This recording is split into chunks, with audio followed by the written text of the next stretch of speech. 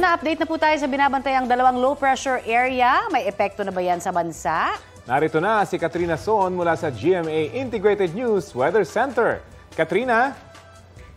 Salamat Rafi at Connie. Mga kabalita, nagdadala ngayon ng pag-uulan sa Batanes at Cagayan ang trough o extension ng isa sa dalawang binabantayan nating low pressure area. Huling namataan ng Pag-asa ang nasabing LPA 790 kilometers east-northeast ng Basco, Batanes. Habang ang isa pang LPA nasa 2,950 kilometers silangan ng extreme northern Luzon. Nasa labas po yan ng Philippine Area of Responsibility. Nananatiling mababa ang tsansa ng mga nabanggit na LPA na maging bagyo.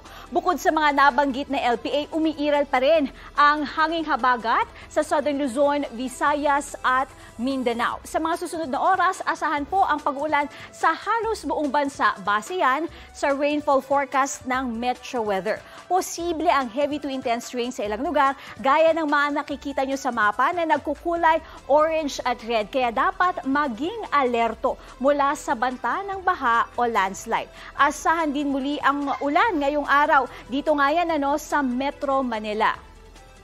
Mga kabalita, nananatiling nakabukas ang tig-iisang gate ng Ambuklaw at Binga Reservoir para magpakawala ng tubig ngayong araw base sa latest monitoring ng Pag-asa. Tumaas naman ang water level sa Angat, San Roque, Pantabangan at Magat Reservoir sa nakalipas na 24 oras. Habang bumaba ang antas ng tubig sa Ipo, La Mesa at Caliraya Reservoir.